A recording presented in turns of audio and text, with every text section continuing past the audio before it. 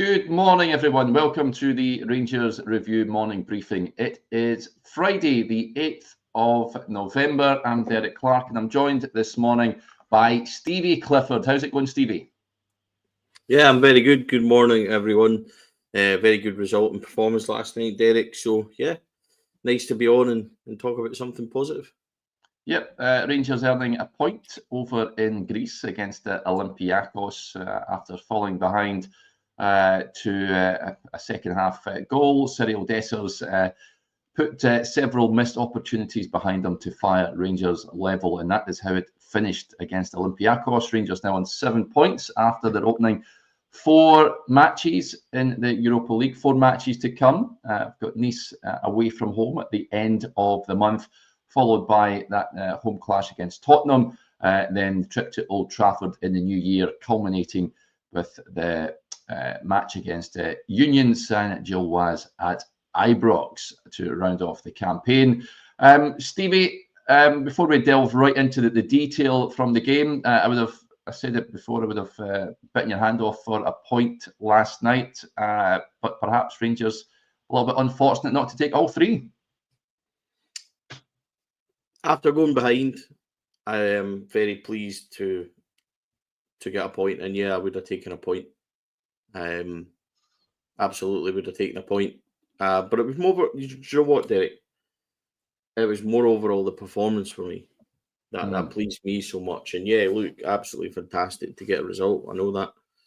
I'm not silly if they perform well and not got a result, etc. But when you give me that level of determination, attitude, and work rate, then it's going to please me every time. And I thought they gave us that attitude and desire was spot on from the very beginning. So yeah, really, really pleased. And it's a massive point when you think about it. You know, 4 away from 6 in the away games is quite the return. Lyon, you can kind of write off much the same way as Spurs and Man United. You can kind of write them off as well. So it's really down to 2 games now for me: Nice away and Saint-Gilloise at home. So you got a real opportunity, and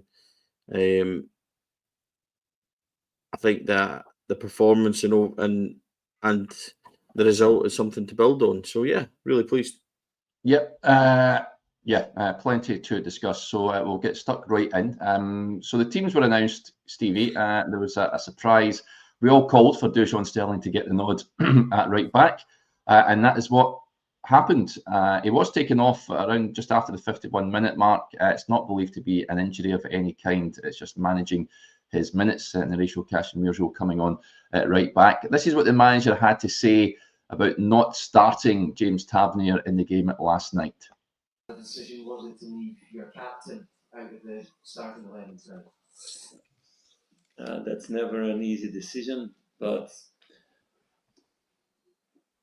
I want more than one captain in the group, and it's also if you come at a certain age, you cannot play 60 games anymore at the same level, so that's normal. So we knew that before the season. We talked about that before the season also, and that was just the captain.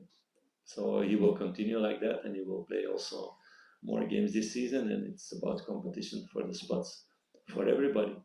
It's not about one player or one ego or one thing. It's about one team. It's about winning together. And he showed it also now and in the last couple of weeks also by playing in a higher position in moments and doing the job for the team. So that's what I expect. That's Rangers. One team, one family, everybody going for one goal. So that's what the manager had to say on that, Stevie. Big call. Was it a big decision to remove him at the weekend against Motherwell, with Rangers chasing a winner, and he never started him yesterday? What do you make of his comments there?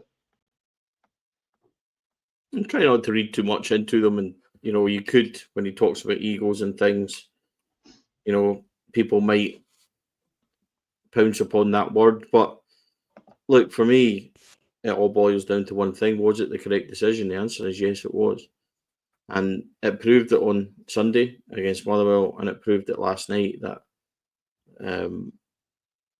Rangers are far stronger when Dujon Sterling or Casavirzo is at right back. Both of them are more athletic. Both of them have got more physical kind of power behind them. And yeah, I mean, listen, I think that James Tavernier has been an outstanding servant for Rangers. I really do. But like all things, Derek, time kind of catches up with you a wee bit, and that's what's happened. I thought Sterling defensively was excellent. He offered a really good out ball for us in the first half as well from goal kicks. He was winning a lot of headers to Tierney and a lot of balls to Tierney. And then I thought it was strange to bring on Casavirzo when he did at that point. But it turned out to be a really good decision because I thought he was excellent as well. So I'm not going to write off James Tavernier yet, but I think that what we're seeing is now a transition away from James Tavernier as being first choice right back. And it's maybe, Derek, 3-4 months later than it should have been, but I don't blame the manager for giving James that opportunity. He deserves at least that opportunity. I think that's come and gone now, and I think that Rangers as a whole are better when he's not in the team. Sorry if that upsets people, but likewise, I think they're better when Tom Lawrence isn't in the team, as you seen last night also, because they're more athletic and they're able to do more things, able to push higher, they're able to press more. There's more energy in the team than when they two are in it. So, listen, it's not a personal thing. It's just my opinion and how I see it. And I thought that starting Dujon and then bringing on Casavirzo last night was entirely the correct decision, and it worked. So the manager at the end of the day, as much as he's got a loyalty and everything else, the players understand that.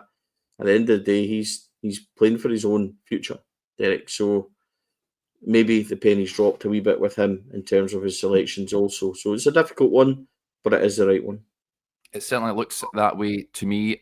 Big thanks to Ricky. Says that you're losing your laptop, might not the external. Yeah, thank you, Ricky. I've now changed. The cable's a little bit sensitive here, so I must have kicked it out prior to it coming on air. Right. Other big things to note.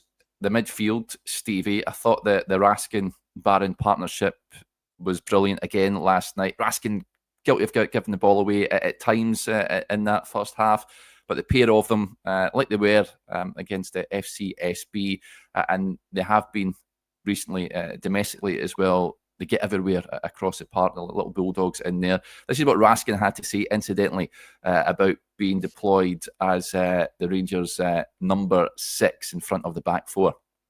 Happy to play now as a 6. I think my collaboration with Connor is good. We love to work together to get the ball back for the team. We had some good spell with Tom. Now Dio came in. You can see Dio is a great player. So yeah, I think we've got loads of good players in the midfield. If I think of Kieran, Cole McKinnon, so we can only look forward and think like improve all together to enjoy games like that. Nico, do you feel like you speak about number 6 you're brought in to play that role? You've had a couple of injuries.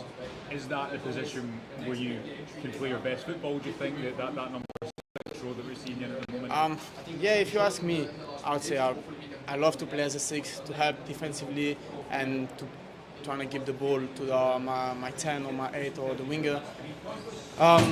But like I said, in football you have to play whatever the team needs you. So I'm trying to give my best every time. I know it's not been every time perfect, but I'm trying to give my best. And then there is a game like that you can enjoy and just now it's time to recover because Sunday we've got another game, important game. So yeah. Brilliant. Really enjoying that partnership, Stevie. As a comment comes in from Darren, it says, first proper midfield partnership in a while. What have you made of those two? Terrific. I thought Bulldogs in that midfield was an apt description of them. So I've spoken about this before. It's one of my favourite little stats. The average recovery in a league game for a midfielder or anybody in the team is 6. It's 5.9 or something. Say 6. Raskin last night was 16 and Connor Barron was 8. And that shows you the recovery levels of both of them. And Connor Barron had a major part to play in the goal, which shouldn't be kind of downplayed because he's able to slightly push. Now, he done this against Bucharest and made Eagleman's goal, and he done it last night. He managed to get a wee toe poke and panicked him a wee bit, and then the boy passed it straight to Tierney. So both of them, I thought, were terrific. Nico Raskin in the first half an hour night, I said this on socials as well, needed to calm down a wee bit. He was rushing it a lot, and it was nice that he actually came out and said, I needed to calm down a wee bit and I was rushing it. So he understands it as well. I think he's a terrific wee player. His attitude's brilliant. Likewise, so is Connor Barron. The amount of effort they put in for the team. And the challenge now is what I said, last week, and what I'll continue to say for them too, is that they need to consistently show they're capable. They've got a real opportunity, Derek, of becoming the two in midfield, steady for a good while for Rangers, and that not changing. And yes, there'll be moments where they come off in games half an hour early, etc. Hopefully, when we're able to do that, and I get that completely. But both of them, particularly in there, have been absolutely great. So when we're all crying out for that 6, Nico Raskin's taken his opportunity. I actually wrote about it, I think, just before the Kilmarnock game, and we know that obviously turned out to be all fated, but it's time for people to stand up and take their opportunities. And I feel like they too have. And in fairness, Barron's been consistently good this season, and he maybe just needed that, and he's got it now in a partner. So I think both of them complement each other really well, and enjoying watching them. And even when you look at Raskin last night, Diamandi loses it, and he just takes a foul on the 94th minute, knowing full well that it's better than letting him progress. And it's really quite smart at times. So I want to add that I thought Diamandi was excellent. The amount of running and pressure and kind of takes the ball in tight places and things like that he does is really unnoticed at times. And he's a world of difference away in terms of energy and athleticism to Tom Lawrence, who's a different kind of player. Tom Lawrence is more, a second striker type of player, but he doesn't track and run the way that Diamandi does. And yes, look, the three of them at times can be better on the ball, but when you've got that energy in midfield, Derek, it'll take you a long way. And I think that, it's certainly benefiting. All of a sudden, it feels like Bayrami and Cherny are dangerous when you're looking at them too as well. And it feels like, with Diamandi in there, that they get the ball more often and things like that. So you've got the basis of something there, and they need to prove it. We need a lot more consistency, and we need a long spell of performances before we can actually say, yeah, these two boys are in there and they're the answer and things like that. But in terms of, giving us a wee bit of hope in there, they were both absolutely terrific. And as I said, recoveries between the pair of them was top class.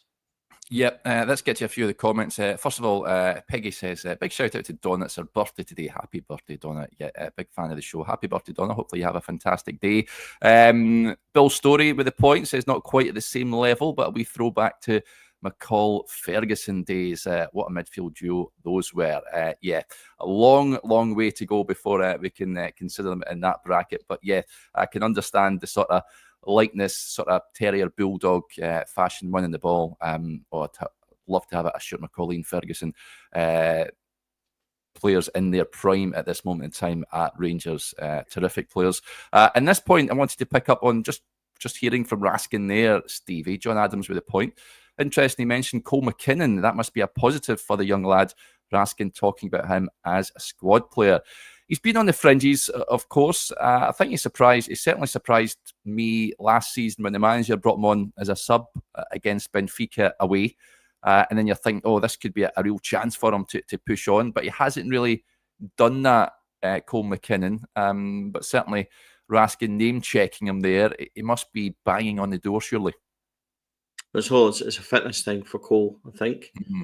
Runs out of contract at the end of the season. So it's a big few months for him about whether or not he's going to, he'll be looking to stay, and he'll be looking for more first-team action, I think. And in order to get that, he's got to prove it. So I think that Cole McKinnon does have the attributes there. It's about, again, proving it and taking your opportunity. And where, in games, and I said this before, I'll say it again, hopefully we are in a position where Cole McKinnon can get half an hour, because he is exactly that type of player. And I remember he came on at right back in a game last year as well, and he did really well at full back as well. So he's capable.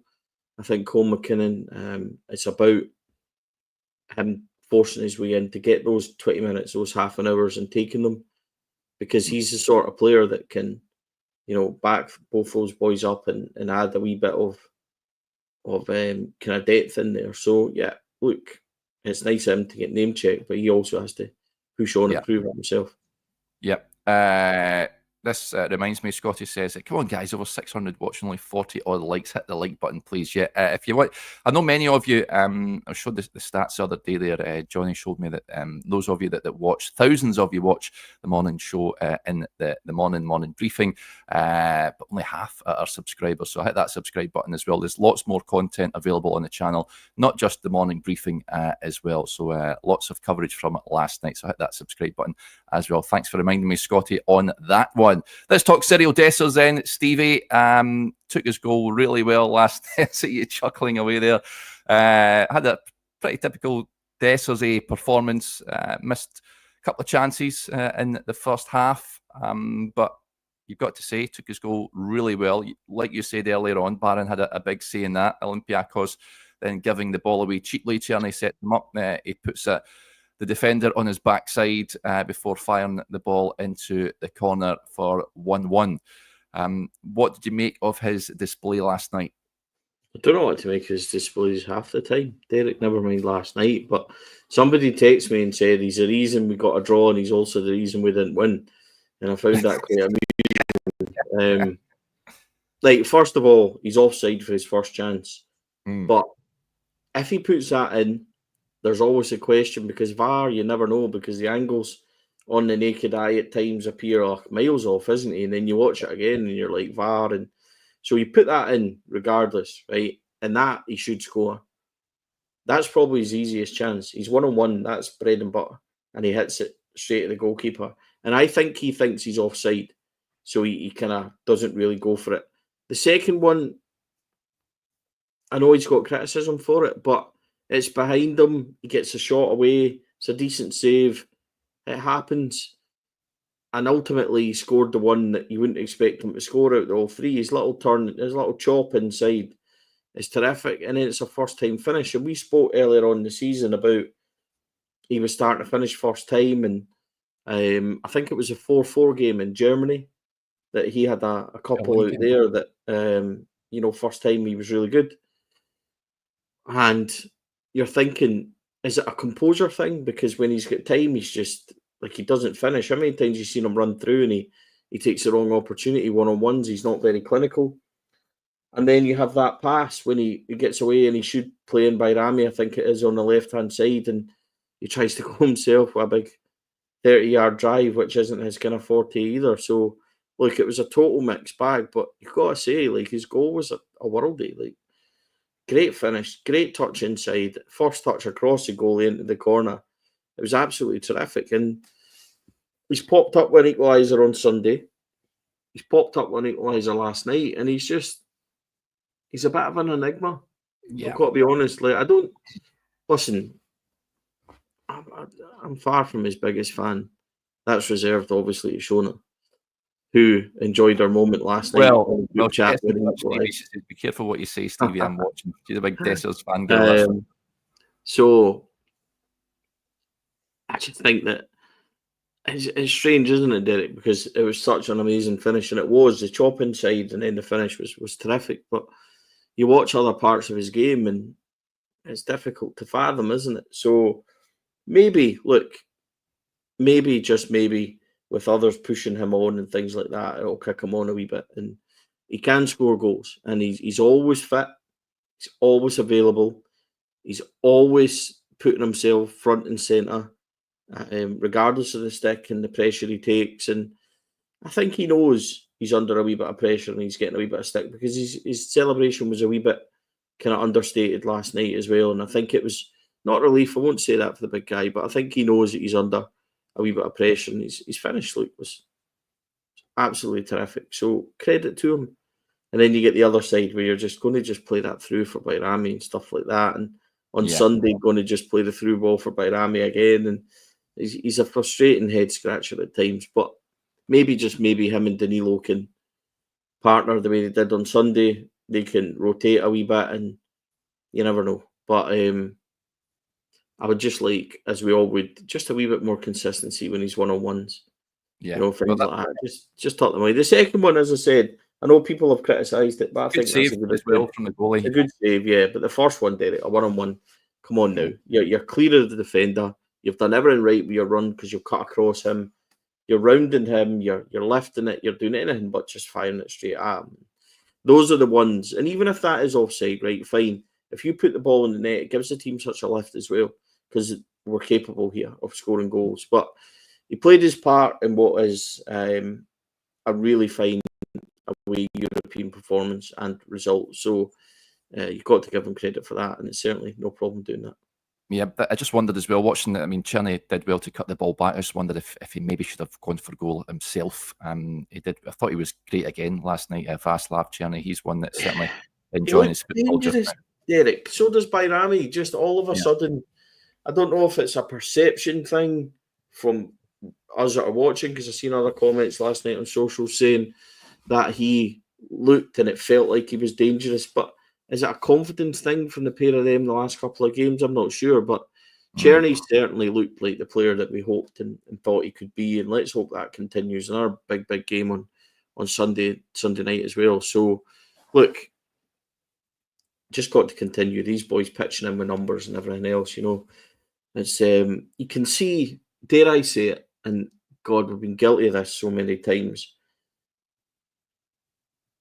And I'll say it with a ton of caveats, Derek, as you know, our favourite word. There is some signs of that team being decent if you can add little bits of puzzles here and there and everything else. It's nowhere near where it should be, but there's 4 or 5 shoots of recovery, did I say it, in there? Right back. Jeffy again last night. Look, had a difficult moment on Sunday. Really, really good last night. And yeah, I think that it's dangerous. You don't want to go over the top, right? You don't want to seem like you're going over the top on what was a really good result and things like that. But you need a consistency. So you need to go and beat Hearts. You need to return from the international break, go on a proper run and everything else. But this team, as much as they've been maligned, and they really have a massive opportunity next month on a certain Sunday to turn everything around. As massively difficult as that seems and unlikely as it seems, they have that opportunity. So it's about a level of consistency now for all of them. Yeah, and Clement deserves credit as well. We've criticised him, I think, warranted domestically. Rangers far and away nowhere near where they should be. But in Europe, again, and that's now 6 away games unbeaten for him since he took over. Sparta Prague, of course, a goalless draw. The win in Betis, the draw against Benfica, that really should have been a win over there.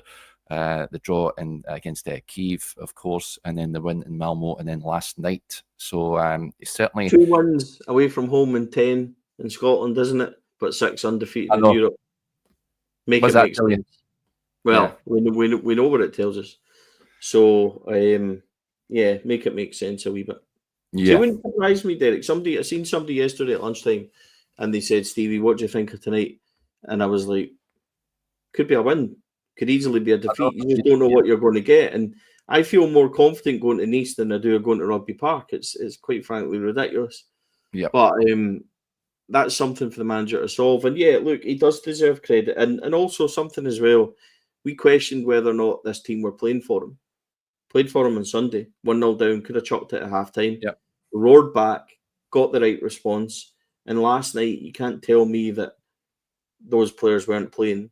And when you consider Kilmarnock, I questioned them and said, I don't think they're playing. You'll never convince me they're giving everything. Well, last night, they gave us everything. And I'm not going to read into too much of selections and everything else, but there was a freedom about their play last night.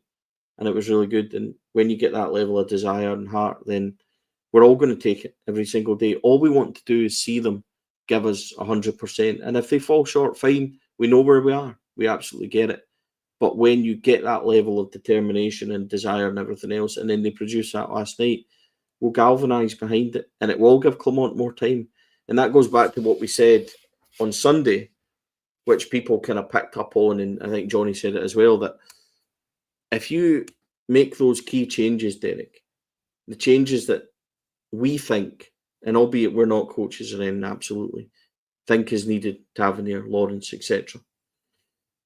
If you go with others, then you will get more leeway than if you keep trying the same things that don't work. And last night, he made those changes, albeit Lawrence is enforced. Tavernier certainly not. But the performance overall of those that he brought in and the team overall reflected, and he'll get more time if he makes those big decisions, in my opinion. Yeah, it's good to see him making them. And Sunday will be interesting to see who starts against Hearts. They were on the receiving end of a 2-0 loss last night against Heidenheim at Tynecastle. Had a number of opportunities in the first half, but failed to take them and were beaten, losing their 100% record in that Conference League as well. But they do have a new manager in Neil Critchley. I'd imagine they'll be well organised and more so than what they were under Stephen Naismith at the start of the season. Had an absolute disastrous start. But Rangers at Ibrox, fully expecting the 3 points. Surely, Stevie, going into that game, the boys should be full of confidence and belief after last night. In terms of potential alterations, are you making many changes? I know you touched on, we've discussed Dessers there. I would be tempted to start Danilo up top, I've got to say. If he's ready to play a certain amount of minutes, then I would certainly be tempted. Although, saying that, as you said quite rightly, Dessers has now scored 2 and 2. Is it the start of another rich vein of form? But how do you see Rangers setting up on Sunday? I think probably Casaverio comes in for Sterling, because you're watching Sterling's kind of minutes possibly, or Sterling gets 60. I think Dessers starts again. Danilo coming in again for maybe 45, maybe 30 minutes at the end of the game. And I'm not seeing too much Czerny, Bayrami, Diamandi, the three start in the middle. Jefty starts on the left. Redvan coming on at some point to get some minutes, hopefully. Central defence, probably change Proper out of there. I know he did well in Europe last night, and he defended well, cleared his lines really well at times, but Europe suits him more than I think our game does up against Shankland. I would be tempted to bring in Balogun, I think. So, yeah, I think they're the potential changes. You wouldn't want Barron or Raskin to change in the middle, or Diamandi, actually, because of the amount of energy they put in. Are they likely to be able to play another 90? You're not sure. But listen, it'll be a really hard game. Again, although we did earlier on in the year, Hearts is always genuinely a close, tough game. Yep. Seen the first game of the season at Ibrox last year was 2-1. 2 really late goals from Tab, penalty, and then Danilo as well. So, listen, it's always going to be tough, but we have to put together a domestic run, Derek. So, you cannot fall any further behind. Certainly not further behind Aberdeen, that's for sure. If you discount Celtic a wee bit at the moment, the gap is absolutely far too big from others. So, yeah, it's vital that we go on a consistent run, that's for sure. And it needs to start with a victory on Sunday. Then you regroup, maybe get a couple of players back. Cortez, Matondo, Redvan are all there and thereabouts now, aren't they? So you get these guys back, and all of a sudden there's more options, and it looks a wee bit brighter. And you never know in terms of who can come in and do what. And I know we can't rely too much on these guys, Derek, but just gives the manager more options, that's for sure. So bless you, by the way. Yeah, thanks. I muted my mic there so you didn't have to hear that. But yeah, there we go. But yeah, our predicted teams will be out on the website tomorrow, folks. Not to give you too many spoilers, but just looking at the team last night, potential changes. I agree with you, Stevie, at centre back. I'd be taking out Robin Proper. I'd be tempted to play Cash and Weirjo in there. I think I'd keep Sterling. This is an interesting one. Michelle with the point says Hadji. I was thinking about this morning. Do I bring Yanis Hadji back in there to start the game? Did score for the B team earlier on in the week. I think I would be surprised if he started, but I can certainly understand why some would like to see him in that, certainly in the attacking midfield forward line. So, those predicted lineups, I think Chris is sending his over to me a little later on, so you can find those on the website tomorrow. But I think the manager will make one or two alterations to the team that performed ever so well last night. Maka says, is there a presser today, Derek? No, there is not, buddy. So no press conference today. But those of you that Rangers Review Extra members, the good news is me and Stevie will be returning this afternoon, 1:30 for our weekly Q&A show. It's been a long time since we've done one together, Stevie, so it'll be good to get back on. So what I'll do is I'll stick the link out on the community page as ever. So fire your questions in, everybody, and we'll get through as many as we possibly can. We'll wrap up with this. Sandy with the point. What do you think about the 125 years of Ibrox merch? I've bought the tweed hat. Lovely.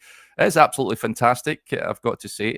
Kudos to Rangers and Castor for it. One thing for me, in terms of the strips, sponsors ruin it. I don't like the sponsors on there. I would have preferred a sponsorless version, but it is what it is.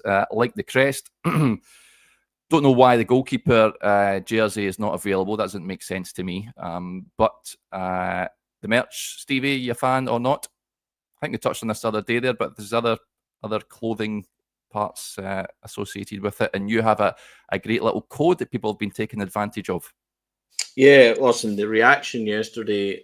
So we have our Castor affiliate partnership, Derek, as you know, and I think yesterday 240 sales, Derek. I was able to check the kind of online, and that is just under £19,000 worth of sales for Rangers and Castor. So minimum spend is £80. The Heritage long sleeve top is £80, and it sold out on the website yesterday. So incredible response. Use our code, you get 25% off, which basically means that you are getting the top long sleeve top for £60 instead of £80. So likewise, if you prefer the short sleeve at £75, add a scarf in there, chuck in the code, which you will find on all of our social media. It's pinned code on X. Go in there and have a wee look. It's also on Four Lads Facebook page, etc. So you'll find the link, you'll find the code. Gets you 20% or 25% off. Great in time for Christmas as well, Derek. The amount of messages I had yesterday saying thanks so much, saved, bought a couple of tops for the family, saved X amount, etc. has been brilliant. So yeah, it's a really good offer. I don't know how long it'll be valid for, because I think that possibly Castor, only let these things run for a couple of days before they kind of change it up, and they might take the heritage strip option out of it. So, but in terms of the merch, Derek, I like the wee skip cat, the wee bonnet. Yeah. So, but I don't know. Listen, I know I turned 41 a couple of weeks ago, but I don't know if I'm quite old enough yet for that. Like, I've got quite a big head, quite a big dome, Derek. So I don't know if it would suit the old skip cat, but I liked it. I must admit. I think this the strip and stuff is absolutely brilliant. I love the sponsors being on it because they're very good to me and take me abroad and things. So I will never say a bad thing about them. I'm a total shill, so that's absolutely fine. And yeah, I think that Rangers have nailed it. Really disappointing that they aren't retailing the goalkeeper top, which is frustrating. I know particularly Davies is a bit upset about that, isn't he? So really frustrating at times. I don't think they're doing any children's kits either. It's just juniors it starts at. So it's a bit frustrating, but it is what it is. And hopefully people enjoy the code and stuff like that. And I would add, Derek, as well, that just for people watching, the code is not just the heritage tops. It's 25% off all of the online range when you spend over £80. Now, I know £80 a lot, but it's like basically only a couple of things these days you get off the online store. Also on Castor as well, we have a code for anything from Castor if anyone's looking as well. So that's another 25% off there as well. So on the run up to Christmas, get in touch if you need any of these things and we can help you out. Yeah, spot on. Fantastic. And all that, sorry, just to say, all of our commission, Derek, goes back to charity. We were able to donate £141 to Poppy Scotland. just on midweek there, just from last month's commission alone. And yesterday's commission, just on that one sales, was well over £400. And we hopefully will get that to cash for kids in time for Christmas next month. It depends. It takes a while for these things to kind of go, but we might be able to sort that in time, which would be fantastic. So to be fair to them, Castor are really helpful and really good with it all. So it helps Rangers fans and it helps charity. So we're well in for that.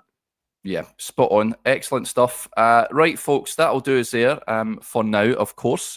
Big thank you to you all for tuning in to the show. As we mentioned earlier on, those of you that are extra members on the channel, we'll be back for the Q&A around about 1:30 this afternoon. We hope you can join us for that. Over on the YouTube channel just now, you can watch those press conferences. Joshua spoke to Nico Raskin in the mix zone. You can also hear from Philip Clement and John Suter. That interview dropped this morning on the channel as well. So do go and check it out.